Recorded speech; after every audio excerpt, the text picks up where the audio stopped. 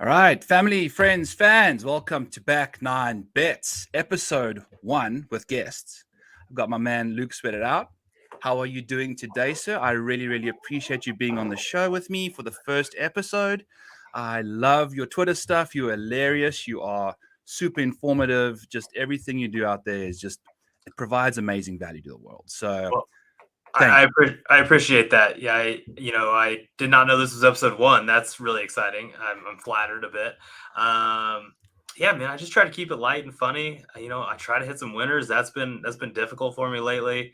I love your stuff as well, man. Just really impressive with the modeling and the stats. And yeah, it's a good balance, right? You got to have some numbers, but you gotta laugh a little bit. If we're not having fun doing this, I don't know why we're doing it at all. Exactly. You got to keep it light and breezy. It can get, I jumped over to golf Twitter from Jets Twitter, Oh, and the toxicity from the two different places is like night and day. So sure. I love golf Twitter so much. It's so much more friendly. It's so much more conversive. You don't have to feel like you have to log onto Twitter with a gun, but all's good.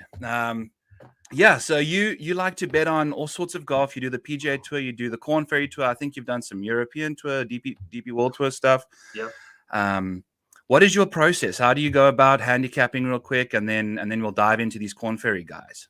Yeah, so I mean, with the PGA, it's a lot different with the strokes gain data that we have, right? I mean, you can really get a lot deeper into a lot of different stats.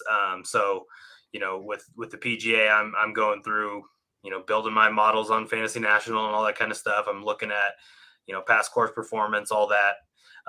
Listening to a lot of podcasts, listening to, trying to take in as much of, the information like that you guys like yourself are putting out, and just there's so much information out there for the PGA, for the DP World Tour and Korn Ferry, and if I bet some LPGA stuff, it's so much more limited, right? The stats that we have are kind of the archaic putts per green in regulation, the driving accuracy, Yeah. like that kind of stuff. And DP World Tour is getting better. There's some strokes gained over there. So with those tours, I really like the form sheets. Just recent form versus course history.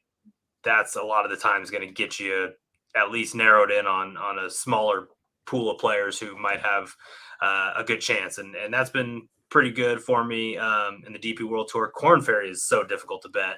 I bet a lot less Korn Ferry this year. It just seemed like I couldn't even identify the right guys. It was just seemed so random, and that's how the Korn Ferry is.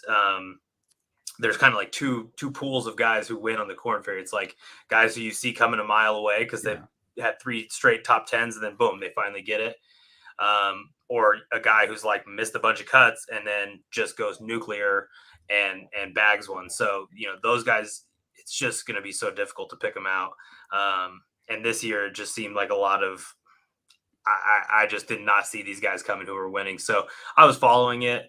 I was betting it now and then. I had some close calls, but it's just not a very successful Korn Ferry year for me. But being familiar with these guys clearly is going to be helpful for this upcoming season, especially in the fall swing when we see these guys a lot. Absolutely, dude. Yeah, and I've been deep diving this, for my Rotoballer article, and I'd look at a guy and wonder how he's even in the top 50, and then he's got one win, and the rest of his stuff is just chaos, utter chaos. I don't know how he even got the win, but somehow he did. And that's how it is for these guys on Yeah. the tour, the way that the graduation is set up. And I think this is actually the last year we're going to see this style of 25 and 25. I think they're changing it next year as part of the like rebuttal to live, and they're changing the cards up. But what are they doing real quick?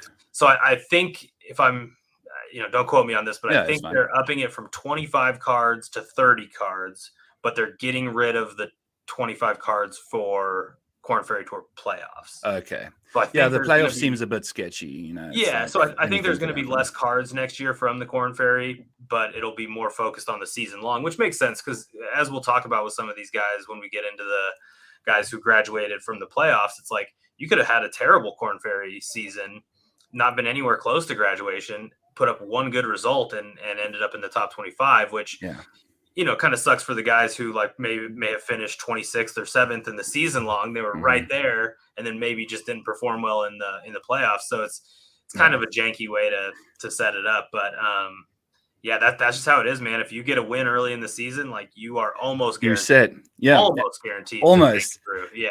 And we'll get into let's dive in, because I'm very excited, and I've put together my little model of stuff that I'm going to be doing here, and whatever I mean, I don't know if you can see this that well or not, but yeah, I can see it.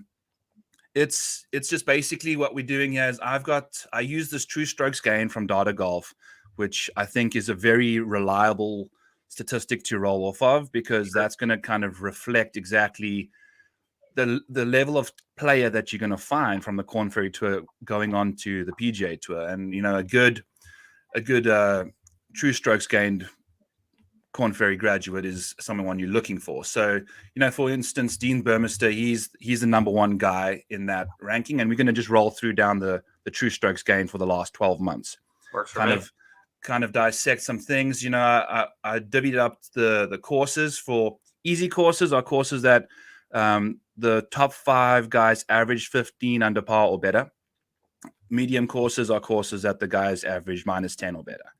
Okay. And then hard courses, there was only one that it was out in Panama, so it's not that big of a deal. Then I've got the 6-month trend, 3-month trend, distance, accuracy off the tee, good drives gained for some guys. Greenie regulations, because we don't have strokes gained approach here.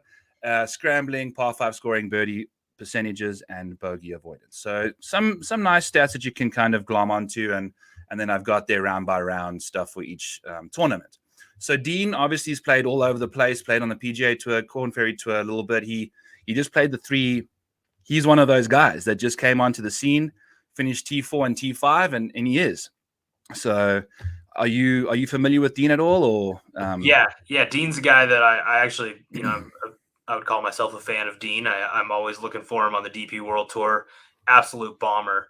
Yes. And he has had some really good success on the DP World Tour. He's had some really good success in Africa. I believe that's the Sunshine Tour. Yep. So, I mean, this is a guy who's won, plenty of tournaments around the world. We haven't seen him much in the U.S. just because, that's kind of where he's been. Is he's from South Africa, so Sunshine Tour and then DP World Tour.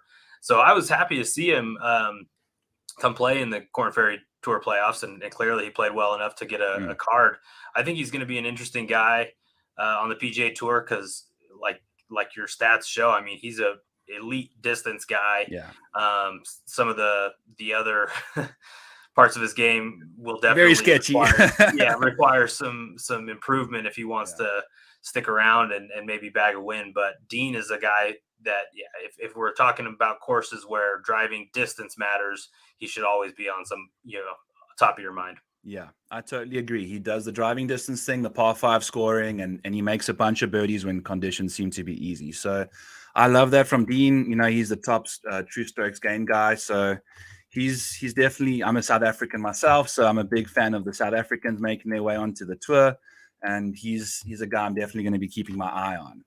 And then we've got Taylor Montgomery, who is personally one of my favorites, and I thought might sneak under the radar a little bit, but because he never played in the finals, I don't think. And his final run into the season was electric, man. Like, he started off here in April and just rattled off 6 top 5s in 10 events. And he's just, from all of these metrics up here, he's just first and second in the majority of them. Hits at a decent distance, but seems to just score well. I think he's a very good short game dude. So what's your take on Taylor?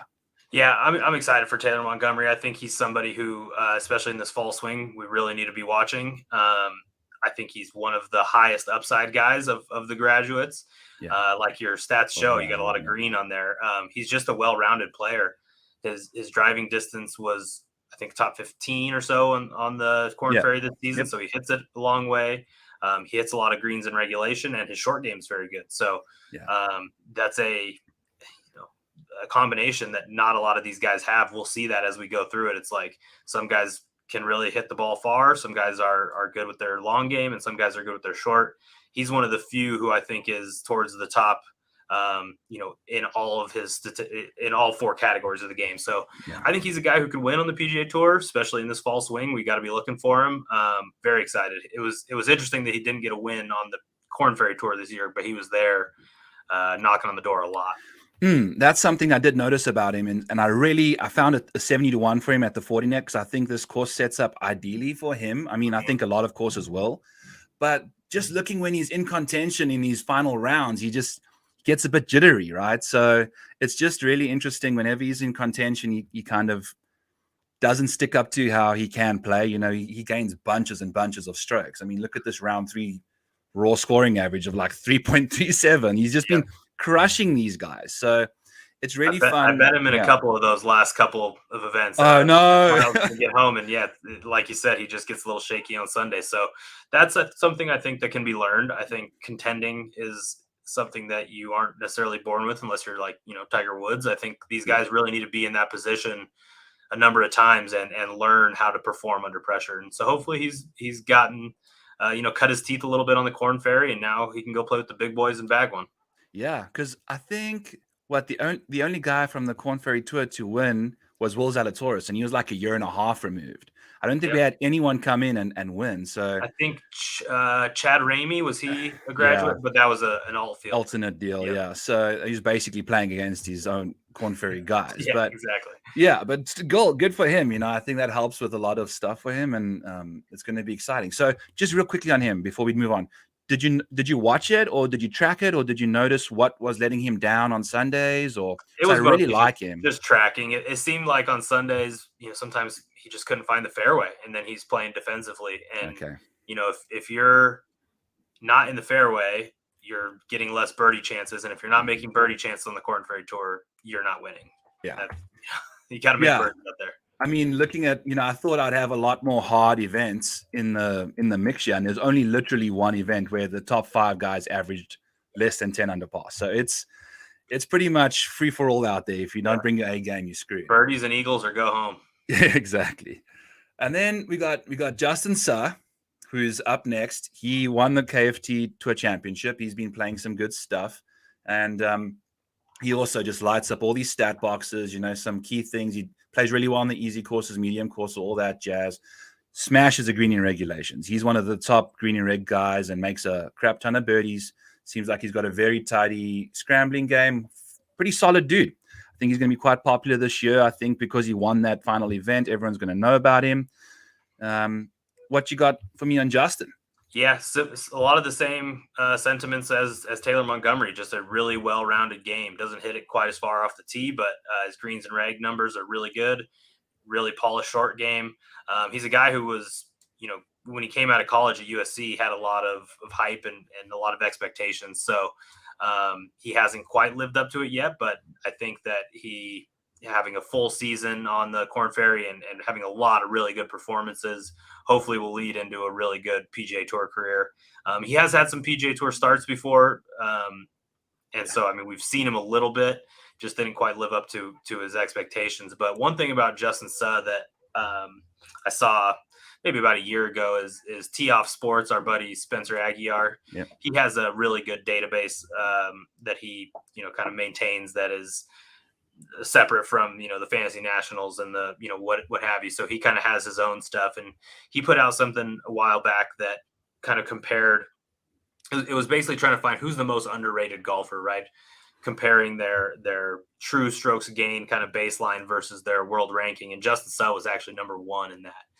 So according to Spencer, Justin Suh is a guy who has insanely good potential, has not, is an underrated guy, hasn't kind of gotten the OWGR hype and rankings that reflect with where he should be based on how good of a golfer he actually is. So Justin Suh's a guy I'm really excited for. Another guy that I pretty much would always bet. And then he didn't win until the last tournament of the year. So did you bet on the finals? Of course not. Did not have a bet on that tournament at all. Of course. Why would you, eh? Yeah, exactly. Yeah, I know. Exactly. It's just how it goes. And that's I can totally sympathize with you on that one. Yeah, it's happened that's too the way many it goes, times on man. the freaking PGA Tour that's happened too. But all right, so next guy up, I'll let you get in. Okay, Nick Hardy. We've spent some time. So Nick Hardy is a guy that's played a lot of PGA Tour golf. I don't think we're going to spend too much time on the grads that have been on the PGA Tour. Yep, we know Nick Hardy. Yeah, you can go and see all the strokes gain shit that they're getting up to over there. on any pretty much website. So let's skip him and then go to MJ Duffy, I think is his name, Yep. Defoe or whatever. I should know Duffy, that. I I'm a believe. South Yep. African myself, should know Yeah. that. But talk to me about MJ.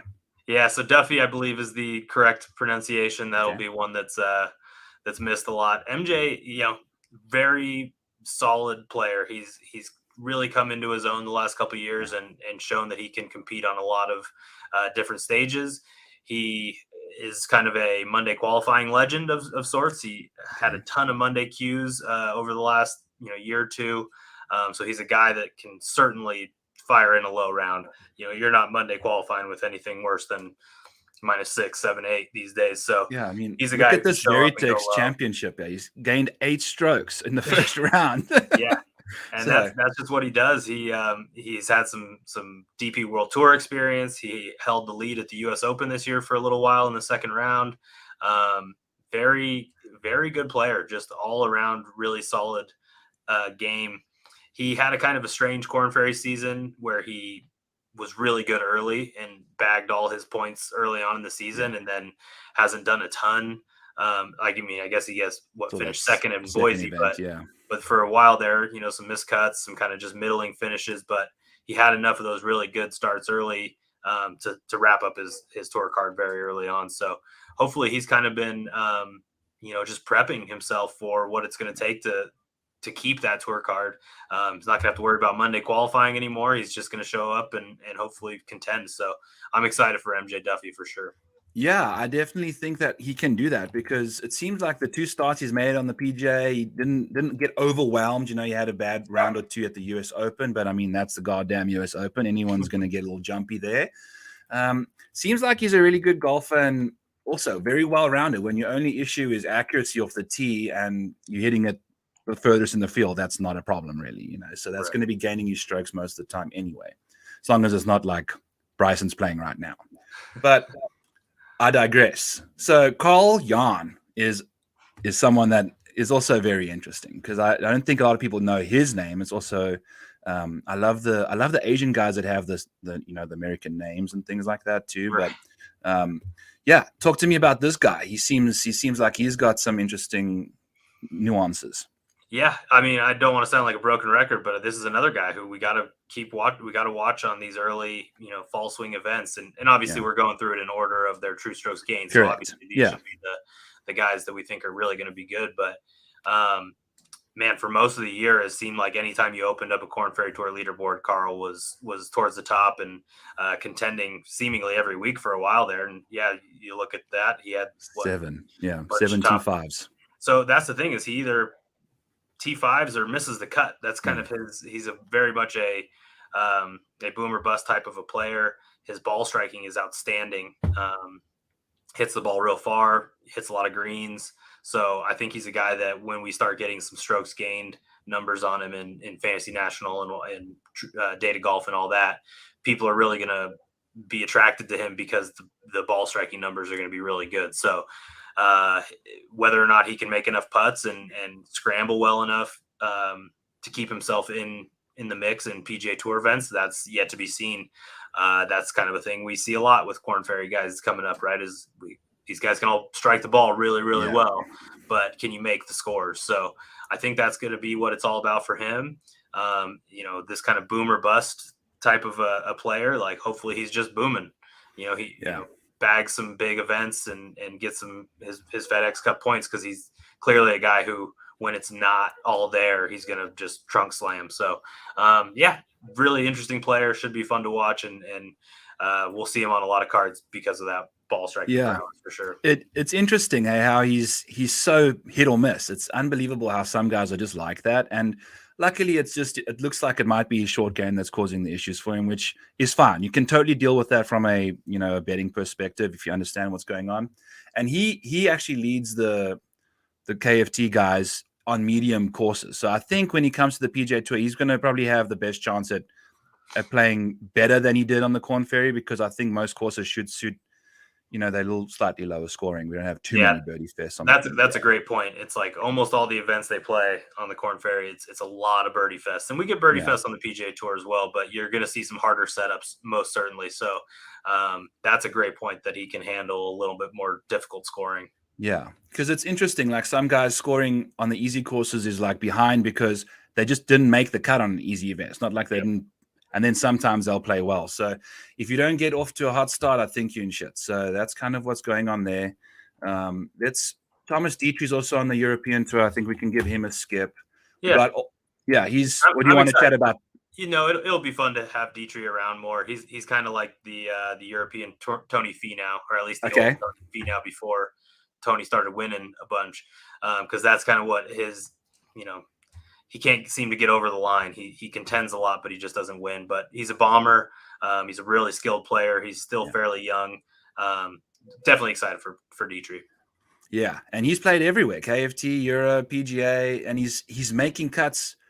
I think he missed 3 cuts on the European tour and across the PGA tour. So this guy's super solid. Really good player. For sure. Very, very, very good stuff. So love to see that from a guy. Hopefully he goes a little undernoticed, and then we can take advantage of him too. Because, I think that's the whole point I'm doing this for, is because last year I bet the 40 net, and I just completely ignored all the KFT guys. I was like, no, I don't think they're going to play that well, whatever. Sure. All my guys missed the top 20, and like I think 20 of these dudes were inside that made the cut and stuff, and it just completely wrecked me. So I made a point of making sure that doesn't happen again this year. Got Augusta Nunes. Love the name. Mm-hmm. Hopefully he makes it to Augusta at some point, and then he can really be doing some fun stuff. But he's also, doesn't necessarily have a weakness to his game, it looks like. Plays very well when it's very good scoring conditions, and then kind of not too bad when it's, a little less. Birdie or better percentages, probably one of his weaknesses. But what's your take on this guy? He seems like he's also got some talent, but he's another guy that's got him at 74, so they must like him. Yeah, just absolutely elite ball striking, just flushes it. Green in regulation #1. So he's just hitting his irons really, really well. He's just an elite ball striker. So that probably speaks to why he's avoiding so many bogeys, is because he's on the green all the time.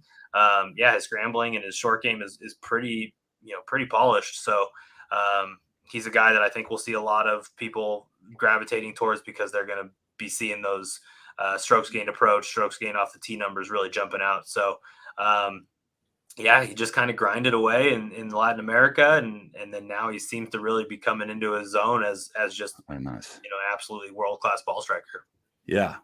I mean, this greening regulations is bananas. So and there's some good guys that are really good players on this, and these 50 guys, and it's just so beautiful to see the correlation between like bogey avoidance and greening regulation, right? The more greens you hit, the less bogeys you make, obviously. So it's really cool. And kind of going through these guys, it's so noticeable. Some of them have like -5 rounds where they just lose 5 or 7 strokes in a round. As the blow-ups are immense on the Korn Ferry Tour. On the PGA, the guys keep it together a lot better.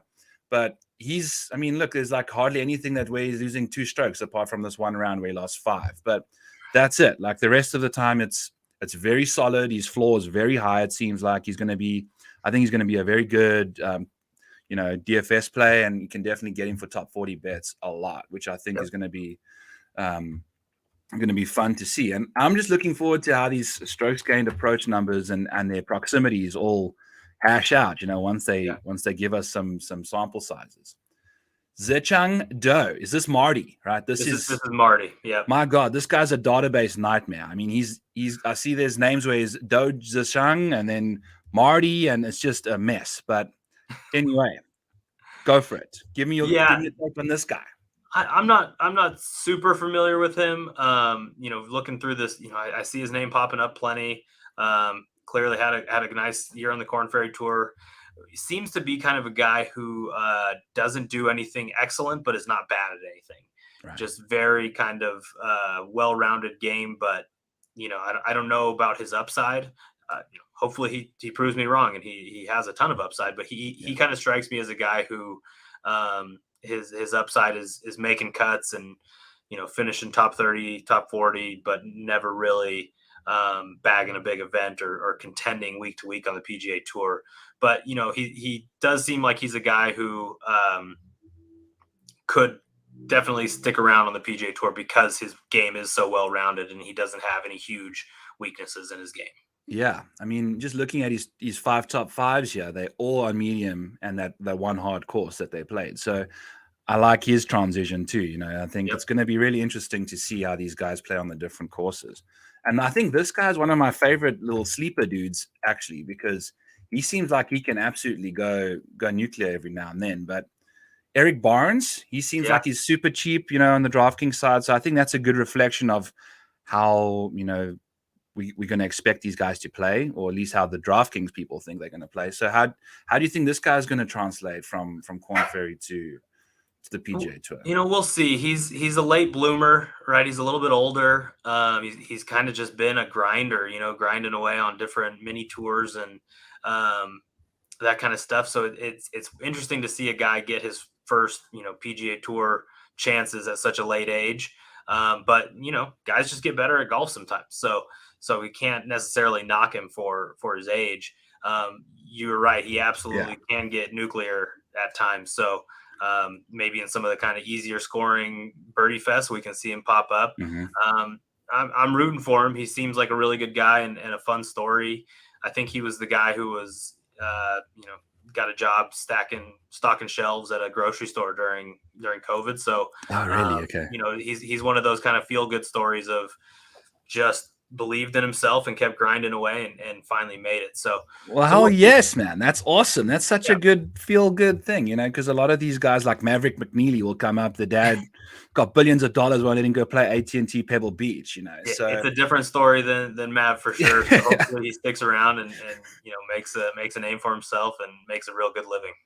I hope so too, man. And that's the beauty of all of this. And I think that's what's getting lost in the whole live thing as well, is that these Korn Ferry Tour guys, the guys are trying to just sneak into the 125 in the FedEx.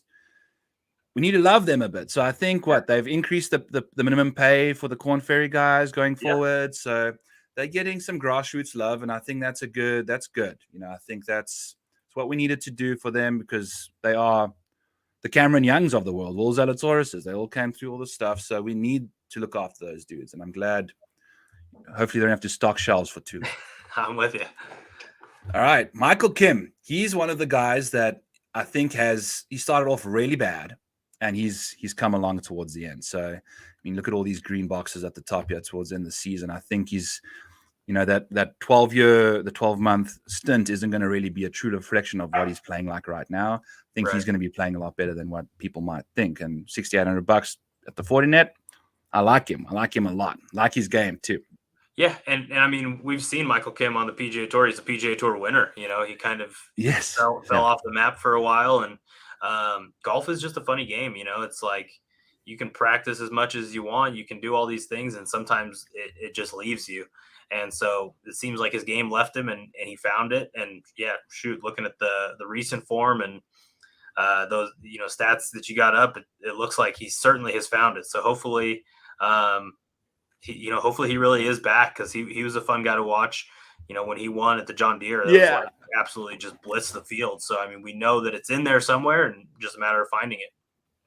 Yes, I was going to say, because I didn't, I was zoned out when I was in, started working. I totally spaced out on golf for a while and didn't keep track. And then I was going through his stuff. And now that you mentioned it again, I remember that he won the John Deere, and in epic fashion, right? Yeah. Like it was one of the biggest beatdowns ever on like PGA, like Tiger Woods stuff. So good for Michael Kim. Hopefully he can, carry this form over into the next little bit and really kick some ass for himself there. I think he's like an Anthony Kim type guy, right? He's got that appeal. So hopefully he can do it for us.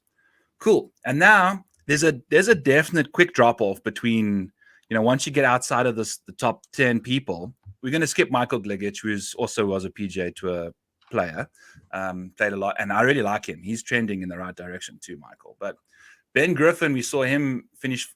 I think he missed a really important putt at the Wyndham on 18 to really put himself into a good position. But his recent form looks absolutely atrocious coming into this year. But I mean, he's obviously got a good baseline here from early in the year. Like this is the perfect example of someone that's kind of gone off the boil a little bit. So you think he's going to bounce back, or are we fading him for the first few events till we see what's going on? Yeah, I probably would like to see what's going on. He's still really young. He's like 26. He's just a couple years out of college. So I think he's, nowhere near reaching his full potential. Not a guy that I've followed and tracked a ton. So just looking at the form there, he certainly seems to have lost it a bit and then kind of found it again. I think he made like a real long clutch putt to get his card, somewhere in the playoffs there. I think that's who it was. He made a bomb and it was like he needed that to get his card. So, maybe he's got a little clutch gene in him. He's Like I said, he's young. He's very high pedigree player. Played at the University of North Carolina University, UNC, University of North Carolina. So good golf school. He's got some pedigree. Young. We'll see how he does in his first stint on the PGA Tour, and maybe he's a guy who sticks around. And for the next couple of years, he's a guy we hear about a lot. Yeah, I hope so. I mean, it looks like when he's playing well, he's on freaking fire, man. So. But $8,600 for him for this 40 net after what he's been doing is going to be. I'm happy to give that one a skip. It's going to be interesting to watch that happen. But maybe we're all wrong. But anyway, we're doing this so that people can look at this like in the next few weeks too, because it's going to take a while for these guys' stats to come in. So I think this is going to be a nice podcast that can finally like run out for a little while. Doesn't die on Thursday night. So Sam Stevens. Let's talk about this dude who's also he's one of these guys that between him and Maddie Schmidt, we were going to get to next, his ceiling is one of the worst ceilings he's got zero upside, this dude, but he's one of the most consistent golfers that I've ever looked relative to their actual playing profile. He's so consistent. I mean, you barely see any cuts in this column, and everything about his game is very solid apart from par 5 scoring, which is very interesting when he's got such good scrambling. He's got very good irons. Why is he not scoring on these par 5s? Is it just like a mental thing? What is his deal? Why can't he go nuclear? He's got 0 top 5s on the tour. What's up? Yeah, he's a interesting one because he was really nowhere near the top 25 for the full season. I mean, clearly looking at his form there, you wouldn't expect him to be. But yeah, he hits a ton of greens. So really what it tells me is that he's just probably a pretty poor putter. If you're hitting that many greens and not finishing well on the Korn Ferry Tours because you're not making birdies when you have the chances. But we'll see. He's a Oklahoma State grad. So, Oklahoma State is clearly the kind of premier American college team. If you're going there, you're likely getting some chances. Korn Ferry Tour and on the PGA Tour. So, the pedigree is clearly there. The irons are clearly there. It's just a matter of whether he can raise his putting baseline to a spot where he's not putting himself out of tournaments all the time. Yeah. And I think that's a really interesting point because when I was doing a few write-ups on these guys, when you're looking at the birdie percentages for guys that hit a bunch of greens, okay, are you missing a bunch of putts, or are you just leaving yourself way too long of putts? Right. And I feel like maybe it could be a mixture of both. I'm being far too conservative on my approach shots. I'm not necessarily giving myself good birdie looks, but also, I mean, if you're hitting that many greens, goddamn, just hit it close to the pin, right? So sure. I don't know. It's going to be, that's what, these kind of guys is what we're going to definitely look forward to seeing, the putting stats come out and stuff. Yeah. And so his putting, he was 39th in putts per GIR, right? So not horrible, but nowhere near good enough to be, kind of the elite guy on the Korn Ferry. Yeah. Cause I was contemplating putting putting into this whole research project that I did. And I didn't, because I figured, I didn't know what to take, and I probably should have taken putts per GIR. And so if he's just average at that, then that's obviously, what he can definitely improve on. Maddie Schmidt, he won the Stain City Championship in South Africa, T3, sorry. Got one of the highest ceilings, and he's the opposite to Sam Stevens. It's kind of funny how they got the same almost exact true strokes gained, but his ceiling is what 28 spots higher than what Sam's was. So he's explosive, this dude. And he putts, I think I looked up, when he does putt well, it's all on bent grass, I think. Okay. He was just one guy I really checked out because he's putting just spikes completely out of nowhere. He's not the best putter at all, but yeah, he's been on the Euro Tour a bunch. What's the deal with this dude? Yeah, no, exciting player. Kind of just burst onto the scene in the Euro Tour last season. All of a sudden, you just start hearing his name all the time. He's putting up good finishes. His price is just dropping like a rock. When he's first coming out, he's 100 to 1, 150 to 1. All of a sudden, you're seeing him 30, 40 to 1. Yeah. So I think that he's just a quick riser in the game, somebody who we haven't really seen what his full potential could be, but like to see your ceiling score of him so high makes me feel like I have the right read on him, that he is a guy who eventually will be an elite player in the game. And he's just popped up and put up some really good results. I mean, a T8 at the Barbasol, it's the Barbasol is all field, but it was against PGA Tour players and some of the top KFT guys. And, so he can mix it with the best of them. Definitely an exciting guy to be watching. Yeah. And that T8 was with 6.5 strokes lost on Sunday. Right. What is he doing? Like, this is what I'm talking about with this Korn Ferry stuff, is these wild rounds just show up. It's just, and he's an epitome of this. I mean, he's got 3 of them where it's like 0.58 under, like losing strokes. So what are we really doing here, Schmitty? But anyway, get your stuff together. He's obviously going to be electric to watch. Can't wait to see him playing some golf on the PGA Tour. Paul Haley II. Didn't see the second when I was pulling his DraftKings stuff up. So hopefully it's just Paul Haley. He's also an interesting character. One of these guys also with immense upside, kind of like Carl Jan, right? I think he misses a bunch of cuts every now and then, goes on streaks, and then won one. So this is like one of the first guys that we've actually seen that's actually won a lot of these top dudes with true strokes gained didn't actually win too much. So I think that really goes to prove your point that these guys are just, it's a nightmare to try and contend on the KFT. So what's this guy's deal, buddy? So he is just your average plotter, I think. I think he's kind of the definition of a plotter. Yeah. He's an accurate player, doesn't hit it very far. Kind of reminds me of maybe like a Ryan Armour type, right? Like he's going to hit a lot of fairways. He's going to hit some greens. He's going to stick around. He's not going to make a ton of mistakes. So, I don't know why he misses so many cuts with that kind of a profile. Maybe it's just because the Korn Ferry is such about birdie making that his game lends more to a more difficult test. In your medium, he's number 10, so that makes sense. Just a plotter. I'm not sure what his upside is on the PGA Tour, but my mind just like goes to Ryan Armour. Yeah, with a pretty decent short game, it seems like. And I think that's a really good comp, dude. Yeah. I agree. I like that. Where are we? Are we with Kevin? We're going to start scooting through some guys. Yeah, I think we'll probably land up leaving a few of the, these guys in this end column off because I don't think, they're pretty crap anyway. So we got Kevin Roy, who's also, he's one of the few guys that's actually, so in order to trend up over the last 3 months and the last 6 months, you have to improve your strokes gain per round by 1/4 of a shot, true stroke gain. And he's done it in 3 months and 6 months. So he's really, really doing well.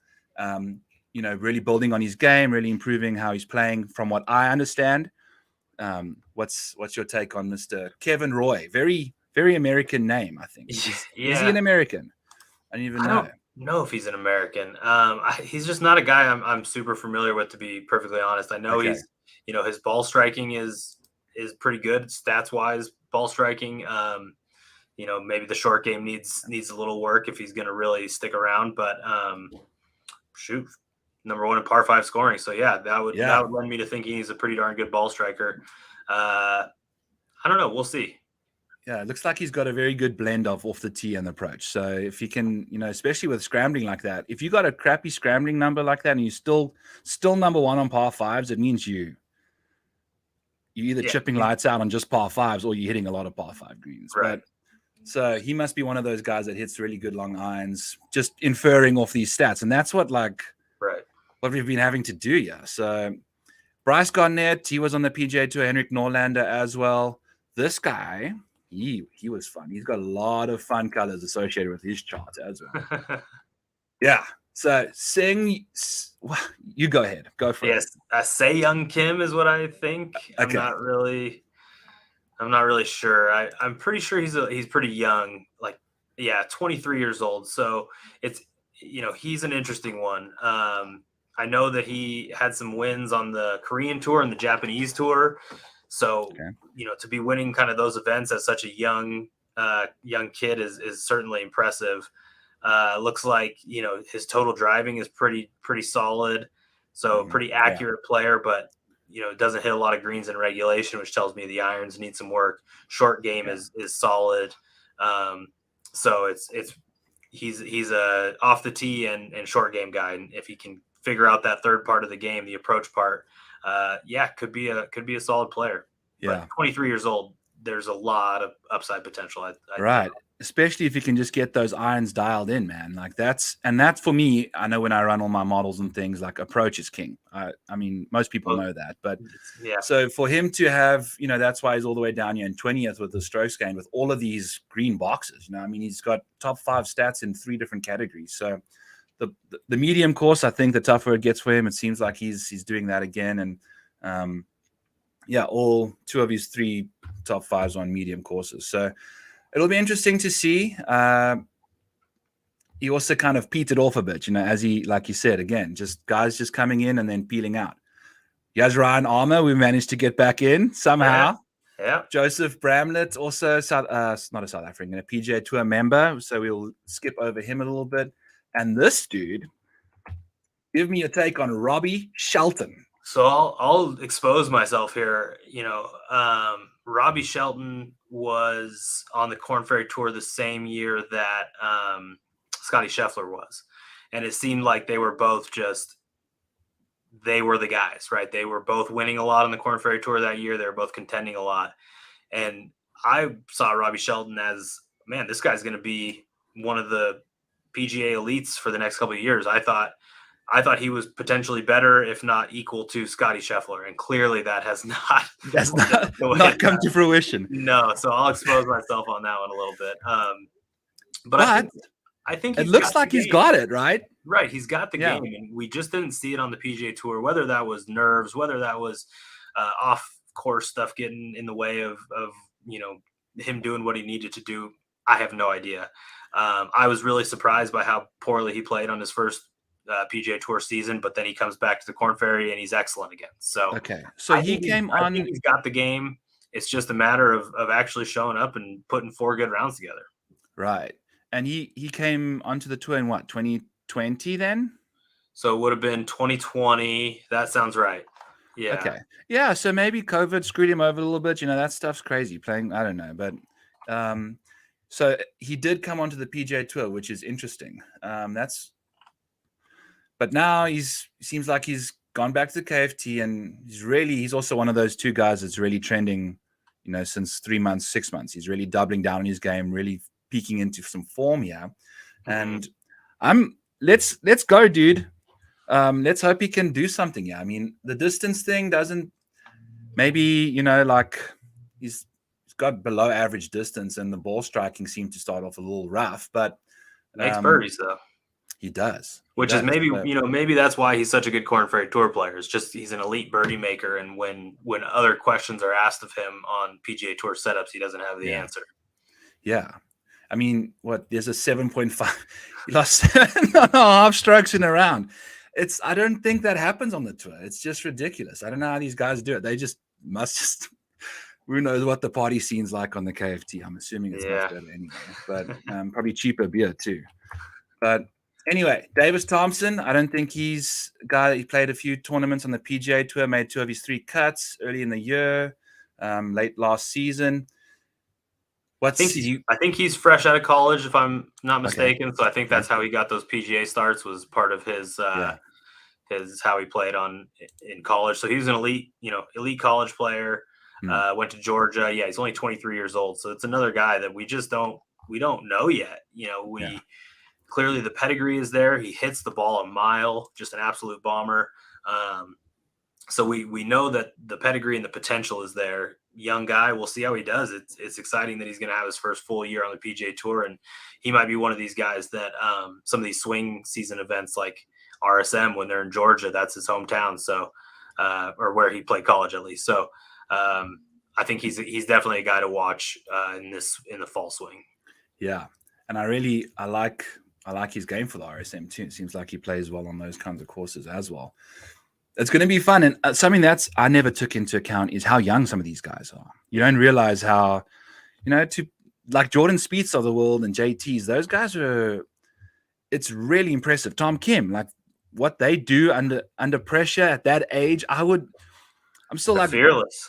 wondering if I got a pimple on my forehead or what's going on. Like these guys are just so under control. It's insane. And obviously that's why we behind the camera and not on the tour. But we must move on. It's really interesting, and it's when they're so young they can be so athletic too and hit it. Most of these guys hit it pretty far too, which is I think like Brian Stewart will get he's just one, and Ryan Armour. Like what are these guys doing out there? But anyway, Orson Eckroat, I think he also kind of flits and flats between PGA and the Korn Ferry a little bit. Never quite got it together on the PGA Tour when he did do his few starts, but he's also one of these guys that has immense potential and got two second places. So it was just shy of a win, and seems like he gained a decent amount of strokes in those events. So he played quite nicely. And what's your take on Austin? I really like Eckroat. I think he's going to be a real PGA Tour guy. He's super young, 23. He's out of Oklahoma State, so he's another one of these guys with insane amateur pedigree. I think his irons are very, very good. His greens and regulation percentage is awesome. Total drive, he's just a flusher. He hits the ball really well, and it's just like a lot of these young guys that we see that are elite ball strikers. Can you make enough putts to make it matter on the PGA Tour? I think that's going to be what his game, or what the question is for him is a short game going to be good enough to keep him around? Yeah, it looks obvious. I mean, this guy's just insane, right? Like ball striking wise, just bananas. We'll skip Brian Stewart. I know we're running out of time. I know. Thank you, dude. This has been awesome. I've really enjoyed getting your takes on these guys. I know we've been running through a lot of stats and stuff. I'm very nerdy with this kind of stuff, but I really appreciate you just dealing with my weird stuff. I put these on for the deep dive as well. So that's just what I'm wearing those for. Will Gordon pounds it off the tee, hits nukes. Won the second event at the playoffs. Seems like he's rounding up into some serious form. So he was another one where when he came out of college at Vanderbilt, he was supposed to be like, this is the guy. When he was in college, he was one of the elites. So the pedigree's there. Didn't have a great first run at the PGA Tour, but I think his second run will be a lot better.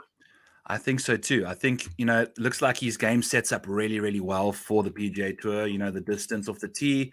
Who gives a shit about accuracy anymore anyway? I don't think that makes that big of a deal. Sorry, I don't know if there's kids in the background, but It is what it is. Harry Hall, he's also plays really good golf on easy courses, also training up recently over the last 3 months. Pretty good at scrambling, ball striking kind of lacking, right? Yeah, you summed it up. His short game is quite good. Ball striking is, I don't know how well he'll fare on the PGA Tour, but you never know. Yeah, I mean, he's trending. We'll see what happens. But if you're relying on short game, it's really difficult to do that when you go to the PGA Tour, right? I want to chat about this guy a little bit because he's obviously a crowd favorite. Awesome Twitter follow. I think his stuff he puts out on Twitter is hilarious. I think he reminds me a lot of the stuff you put out there. It's some classic zingers. And I mean, Benny Arn just all he cares about is hitting bombs, right? He's like the Korean Phil Mickelson. So, what's your take on Benny? Yeah, I mean, it's good for golf that he's back. I think that's unequivocally a win for golf and golf Twitter especially. So yeah, he's added a ton of distance. I think that's going to be really helpful for him. He's always been a really good ball striker.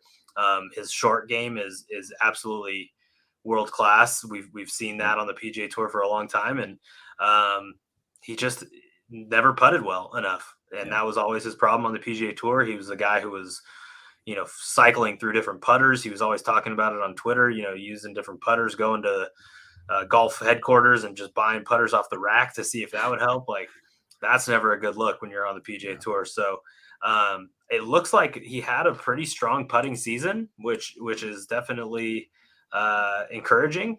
So hopefully that's a real change in his game, that his putting has taken a step up, because we know the rest of his game is good enough. So, he's 36th in putting average on the PGA Tour. I mean, that's okay for him. Fine. Yeah, for him, fine. Yeah. When you've got the ball striking that he's got and the chipping and stuff, as long as he avoids TPC Sawgrass, I think he's also good. Didn't he make like a 13 or something ridiculous on there? 12 or something. Yeah, he put 4 balls in the water, I think. So yeah. If he can just avoid TPC, I think his strokes gain will stay quite okay. Austin Cook, I didn't even know he played on the PGA Tour. We do this stuff all the time. David Lingmuth had no business winning that tournament, right? Zero business. No. But, I mean, look at this. It's just ridiculous. I think he was 200 to 1 in that. Yeah. Came out of nowhere. But, he had kind of, I think he Monday qualified into a PGA event, and, he was kind of, his game was percolating. It left him for a while, and he's one of these guys who's got a ton of PGA Tour starts, so we know what he can be. He kind of disappeared for a while. I think his ceiling, you've got him at 45th on the ceiling. I think that's about right. I don't think we can expect him to come out and win a bunch of PGA Tour events. He kind of just is who he is, but good for him for making it back. Yeah, that's incredible. What a crazy story there, because I mean, I guess if you are paying attention to Monday cues and all that crap, it can give away a few telltale signs. But now we're starting to get into some guys where there's no green involved in the stats stuff. And I think, is Ben Martin going to do anything on the PGA Tour? My bad. Probably not. We've seen him on the PGA Tour. We've seen him, just kind of scraping by, losing his card, getting it back. Yeah. I probably expect more of that. The game is so competitive. There's so many good young guys that it's just hard to see how much the room is left for guys like Ben Martin. But he's a really good guy. He I think finished second in the Corrales one this year. Okay. And super emotional about it, and just kind of what golf means to him. So he's a nice feel good story. Guy you can root for, but I'm not sure that he's going to make too much noise this year. Yeah, especially if you are like lacking distance off the tee and then still are like mediocre with accuracy. It seems to me like that it's a major problem on the PGA Tour, because you have to be very good at one or the other. It almost seems, in order to do too well. Ben Taylor also seems like a short game wizard. Everything else kind of goes as it goes. Mm-hmm. Yeah, not too much to add on Ben Taylor. Okay. Yeah, I mean, some good with a short game like that, you can make up a ton of strokes, right? And the ceiling is pretty crappy, but I mean, he's got 5 top 5, so that's quite impressive for a guy that doesn't seem to like strike the ball all that well. These two guys are going to be fun to compare, because Nicholas Lindheim has got one of the highest ceilings out of all of these dudes, so he doesn't necessarily like to play exceptional golf, but he still plays well on the easy courses. So I don't even get what's going on with that. But yeah, he's it's interesting because he's a much older guy. He's 37. So just kind of came into his own game a lot later than everybody. Super accurate player. Look at that, 4th on accuracy, 6th on greens and regs. So he's just keeps it in the fairway, keeps it on the green. His putting and scrambling are not great. So that's what it's going to be for him is whether he can kind of shore up that short game. But you always give yourself a chance when you're in the fairway. Yes, exactly. And especially if you're hitting, like, his greens are just insane. And it's just crazy to see a ceiling like that low for a guy that strikes the ball that well. It's just really peculiar to me. Yeah. And then we're going to go to a guy that's just beneath him, the same exact true stroke gain, basically. And the ceiling is 20 spots different too. So this Vincent Norman kid seems like I don't even know if he's a kid. I'm just throwing out age bracket descriptors here, but it seems like he's also one of the premier ball strikers on tour. He is a kid. He's 24, super young. I think he's probably out of all the guys we've talked about and we'll talk about through the rest of the way, easily in the top 10 of upside, maybe top 5 of upside of these guys. Okay. I think, so young, just an elite ball striker. And it's going to come down to, like so many of these young guys that we see who are elite ball strikers, is their short game going to be good enough to win tournaments? And, his scrambling's very good. It's just a matter of making putts. So I think he's a super high upside guy. He's young, going to be fun one to watch, and maybe someone to watch for this week. Yeah, I like it too. Medium course. I don't even know. Yeah, if they got a price, I think the only person that isn't is Burmester that's got a price. Yeah, okay. So if they got a price tag to their name, they're in the field. And like you said, he's trending over the last few rounds, so he's playing some really good golf, building on his game. Love to see that from this dude, and the upside's definitely there. It's like way more significant than his true strokes gain. So he's definitely got it, and that's exciting. I think that's what the whole point of this exercise was, to find guys that, when they do reach their potential, they can win. Yep. Right. There's some guys that can play their best and it's just not good enough. So, Kevin Yu not in the field, but he just doesn't seem like, I don't know what's going on with Kevin Yu. He seems like he had a bit of an issue in the playoffs there. Huh? He's actually one of my kind of personal favorites. He went to ASU. Okay. So I'm an ASU alum. So I remember him well from ASU. He was, if I'm not mistaken, world number 1 amateur at one point. So, amateur pedigree off the charts. He kind of came out and with a splash, had some good early PGA Tour form, and didn't quite, last year on the Korn Ferry Tour came out pretty hot, but he was straight out of college, so he didn't get enough starts to get promoted last year. So, this year had a couple of contending performances, never bagged one, but I think he's a fairly high upside guy.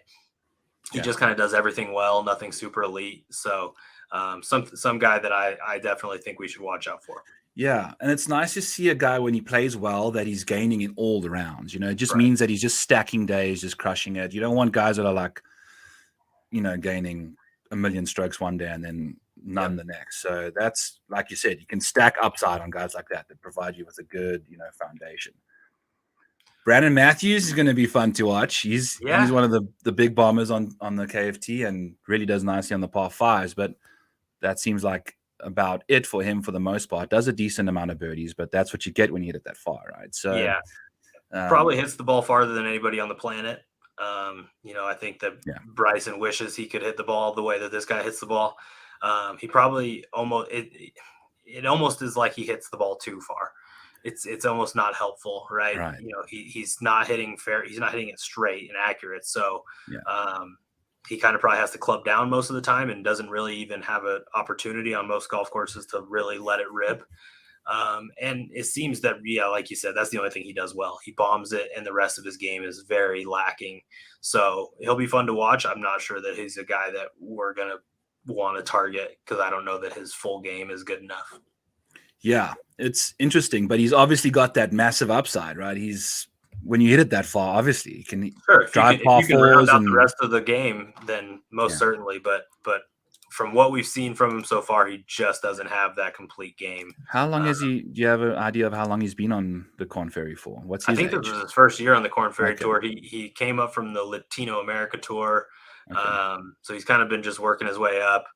But I want to say it was his first year on the Korn Ferry. So, hey, he was good enough to get promoted. Yeah, got to win as well. So, that's means you can seal the deal at some point or whatever. But Eric Cole doesn't seem like there's much to go off. I don't know. I don't know a ton about Cole. Kind of reading about him and things like that. It grinded away on mini tours for a long time, and was kind of a mini tour legend of sorts, but otherwise I don't know a ton about his game.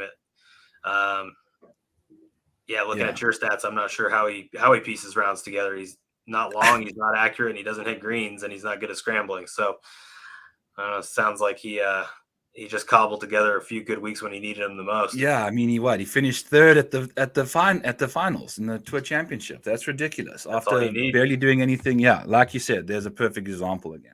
So I know we said we'd kind of cut it short an hour. Are you cool just going a few more minutes, or I can run on my own or kick you out, whatever works? Let's rock and roll, buddy. Perfect, dude. Thank you. I appreciate it. I know 50 guys is a lot, so hopefully we get to a few few guys we can skip over quite quickly. But we are getting to the bottom of the barrel here. So maybe we can find a few gems. Let me know if you got a few favorite guys you want to chat about, and then we can go. Phillip Knowles. What do you know about Phillip? Not a ton. He wasn't even a guy who I'd really even heard of or was on my radar until the Boise Open when, you look at those first 2 rounds. I mean, he shot just disgustingly low rounds and ended up choking it away. So he seems like one of these guys who really benefited from the format of the Korn Ferry Tour playoffs. I'm not sure he's a guy we can expect a ton from. Yeah. And I mean, just look at this average over the weekend. He's losing strokes even when, that upside's there early in the week. So bit of a head case, definitely. Yep. Yeah. And also hits it super accurate, though. Holy cow. So good for him. Ano Goya. I know he's got a bunch of different names as well. I don't know what you're going to have to pull up in your search profile there. I know it's a long Spanish name. Yeah. But he seems like the T5 got him in at the Tour Championship. He had 2 rounds where he gained just about 5 strokes. Also, just baseline game. He wasn't even really close, for the regular season stuff. He's, but put one really good round or tournament together when he needed it the most. I know he's won a lot, in other parts of the world. So he's got winning pedigree and clearly has like the ability to spike, but I'm not sure that he's a guy I'm going to be looking at too often on the PGA Tour. Yeah, no. And, he's obviously, he was trending in the wrong direction until that finals round. I mean, he just had 2 rounds. That's all that did it for him, it's ridiculous how your tour card can depend on literally that, so I'm so happy they're changing it up for guys that actually deserve to be on there. We'll get better products too, right? I think so. Yeah. Harrison Endicott, I believe is his name, who also ceiling, terrible stuff. Nothing about his game inspires brilliance. Very accurate off the tee. Lacks a bit of distance. Any inside information on this dude? Not a ton either. All I know is, he's a pretty young guy, so has the ability to still peak, I guess. I think that he was really a quality player in Australia. And he's young, so we never know. He got to win. He put together one really good round, so that's going to get him a year on the PGA, or one really good tournament. That's going to get him a year on the PGA Tour. I don't know that he's a super high upside kind of a player, but I guess we'll see. Yeah, and I mean, he's the 41st in true strokes gained, but his medium course scoring is 22nd. So whatever that means, that's what I was kind of trying to piece out, as if you can find a really crappy guy that performs, that can just hope he plays well on these medium courses. I don't even know if it's a thing. This is the first time I've ever done this, so it makes sense to me. I think it's good logic. Yeah, so that's kind of what you have to do when you're presented with, equation A plus B kind of thing. You have to derive a third one, but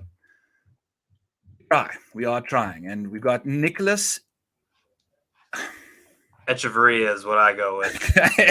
That's how I say it in my head, at least. Echeverria, Jesus, yeah. There's a lot of vowels in that one. So, yeah, he's what's his deal? Yeah. He's a guy who you just kind of randomly see pop up in leaderboards every once in a while. He's always going off at really long odds. He's, ball striking wise and tee to green wise, he seems pretty average, but really a strong putter. So on the Korn Ferry Tour, if you can make a lot of putts, you can make a lot of birdies, right, you can make some money and work your way up.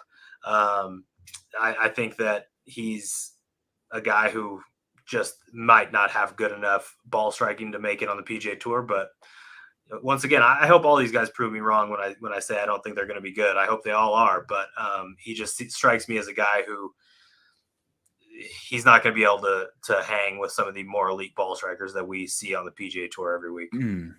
Yeah, and that's really interesting, is because you also have to remember, I know I like to be a purist when it comes to ball striking. If you're not a consistent ball striker, you're not going to cut it. Sure. But there are guys that grind. Denny, Cam, those Brendan Todd, they all they do it week in, week out. So if you get the ball in the hole, man, that's what it's all about.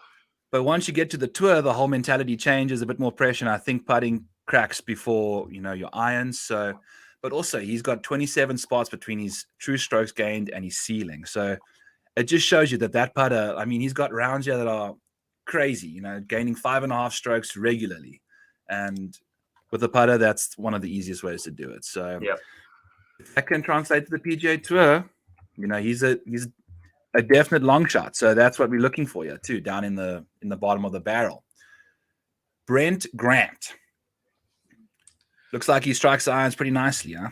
Yeah. He's a ball striking son of a gun. He hits it fairly far, fairly accurate, but he's hitting greens like crazy, and just another one of these guys who can hit greens all day, but is just not a very good putter. So he's going to have to raise his putting baseline if he's going to have any chance. And actually thinking back, I think this was the guy who made the long putt in the playoffs that got him in on the number. So we'll see. Anybody who can hit their irons that well has a chance. It's just you can't lose strokes putting, massively hemorrhaging every round. Yeah. I mean, 49th is that's in scrambling at least. That's right. His short game is just not good. Yeah. No bueno. Yeah. So that's going to hurt you. You got to make those cuts. You still rack up a few points, but if it performs one day, then it's good to go. So I guess that's what he's got going for him. He can spike the putter and keep rolling with the ball striking there, which it gives you opportunities. Like the more you see putts roll in, eventually it can happen and you can change it up. Absolutely. Anders Albertson. He's an interesting character. Also, one of these guys. Missed a ton of cuts, especially after he won. You can tell he went on a bit of a binge, and but when he played well, he played really well. So maybe he can get back to that form, but it doesn't look like he was trying that hard once he got that win, which is ridiculous as well. Right? I mean, it's hard to get into these, the mindset of these guys. Once they've got it locked up, they don't have a ton to play for the rest of the year, other than some paychecks. Obviously, you want to keep making money, but he just seems like a guy who has no true weak spots, but no real elite parts of his game. Right. So I think on today's PGA Tour, that's good enough to make some cuts and cash some paychecks. But if you want to win anything on the PGA Tour, you got to have something that is truly elite that stands out. I absolutely agree. So maybe they can go play wherever Knoxville was and the visit Knoxville. Also, these Korn Ferry names, dude, are ridiculous. They're Holy cow. funny. It's like I caramba on that stuff. It's quite. How do you sponsor an event like that? Like, didn't Akshay Bhatia win one and he was doing a video, he couldn't even remember what the name of the tournament he just won was. The first one of the year. Yeah, and just mentioning his name, he never made it, right? Yeah, he is one of the rare exceptions to the rule of if you win. Yeah. Yeah. This Tyson Alexander dude also, he's coming in at a min price for the 40 net, won the Veritex Bank Championship, strung a bunch of good rounds together. Pretty low upside for this guy. Yeah. He's another guy who just doesn't have a lot of super elite skill sets. Doesn't seem to do anything very well, but doesn't do anything super poorly. But he's a little bit older, been around for a while. I think his upside is certainly limited. Yeah, it is. But when he's in contention, he seems to hang. Huh? He doesn't blow up too much. He's one of those guys where like 1 week you'll just see him at the top of the leaderboard in round one, and then he's there all week. So which is probably comes with age, right? So that's the way to go. Good for him. But 6 flat tells you exactly what DraftKings thinks of this dude. Yep. For this, what's his name? Trevor Cohn. Yeah, he's Bomber. Yes. But everything else just a good ball striker and just a real poor short game. So we've said that about a number of these guys. That's kind of the mold. They're good enough to hit a lot of greens and make sure they're giving themselves looks. But if you're not making enough putts at the end of the day, it's just you're going to come up short. Yeah, but that's the thing is like on the PGA Tour, I think the guys have discussed. Okay, I'd rather have this insane volatility, just give myself as much upside as I can on a good putting day when I'm hitting in a country mile. Yeah, if I catch a hot putter, I'm going to go low. Yeah. So I don't know if he was brought up that way or if that's just how his game was organically to be, but it is what it is. Carson Young seems like a guy that also the ceiling is not there at all. Very accurate off the tee. It's a few bunch of greens, but the short game not helping him too much in general, I don't think. What's your take on this dude? Is he one of your favorites at all? Or No, not really. He's a guy that I see his name pop up enough times on the leaderboards for the Korn Ferry that I kind of know who he is, and I always expect a little more from him than what he seems to give us. But it is interesting that he won the one event that you have classified as hard. Yeah, that's interesting. So, maybe his game is just better suited to a harder test, and birdie fests are not really his thing. Yeah, so that's it, right? Is that if you just add the hard and the accuracy together, it just seems like there's going to be courses that where you have to keep it in the fairway. He might be one of those guys we go to.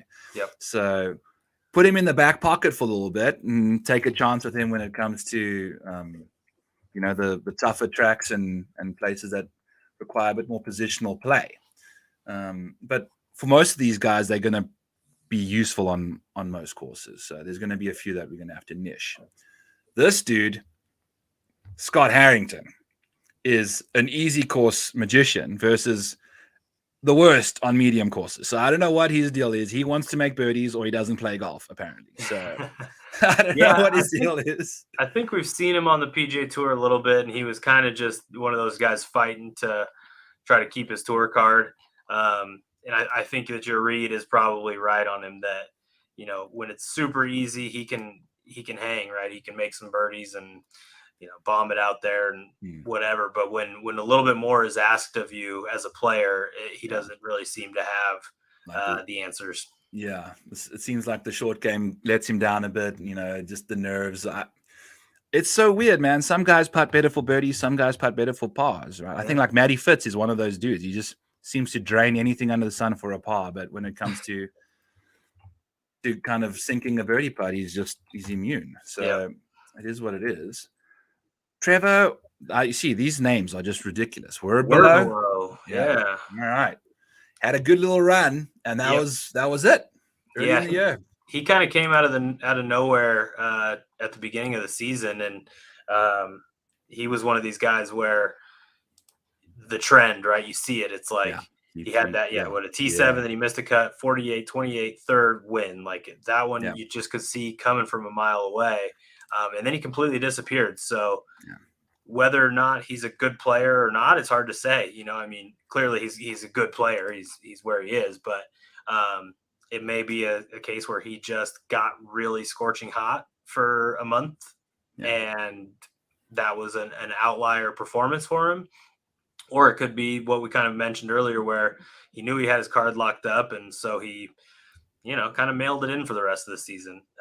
I don't know, what his background looks like financially, and maybe he just didn't care about the paychecks, and he was thinking, I'm on the PGA Tour next year. I'm going to, enjoy the next 6 months or whatever.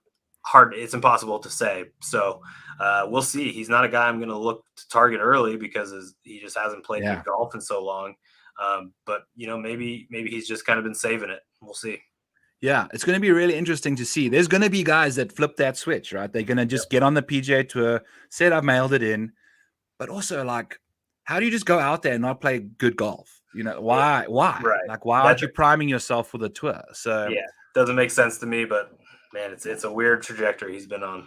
Yeah, I'm for certain not going to be banking on some guy just flipping a switch on the PGA Tour. So if you got crap form coming in, you're dead to me. All right, Kyle Westmoreland. What's he, the first army or military guy to make the PGA Tour or something like that? Yeah, went to the Air Force Academy and served in the Armed Forces for 5 years. So he's a little bit older just by the fact that he was not really playing professional golf after he left school for a while there. So it looks like he's kind of one of these guys who definitely benefited from the format. He was 60th in the season-long ranking, so and that team was nowhere, I think, nowhere near a tour card, and then just kind of got hot. So I don't know, hits the ball pretty far, and otherwise, I don't know what his strong parts of his game are. That's yet to be seen. Yeah, I know, and it really is interesting, is because he seemed like he ended his season with pretty poor results. So it's going to be interesting to see what he gets up to, but awesome story as well, right? So Absolutely. good for him. Yeah, so that's what's going on. So if you were to pick one Korn Ferry Tour dude let's pick a winner on this podcast. It's going to be a Korn Ferry Tour guy that wins this 40 net, because the odds at the top of the board with these other guys are ridiculous. We'll pick a few. I got Emiliano Grillo, but who are you thinking can win or will win the 40 net from this bunch of 50 guys? Yeah, if I had to take one of these guys, and I probably will end up betting one or two of them, Taylor Montgomery, no doubt about it. That's the guy I'm going to be looking at heavily this week. Yeah, I think I saw a 70-1 on Bet Rivers Enhanced Offers, so that's seems fair. That's out there. It's a big one, and we'll see what he can get up to. If I were to pick one, I really like Carl. I don't know. I think I'm remembering his name correctly, but yeah.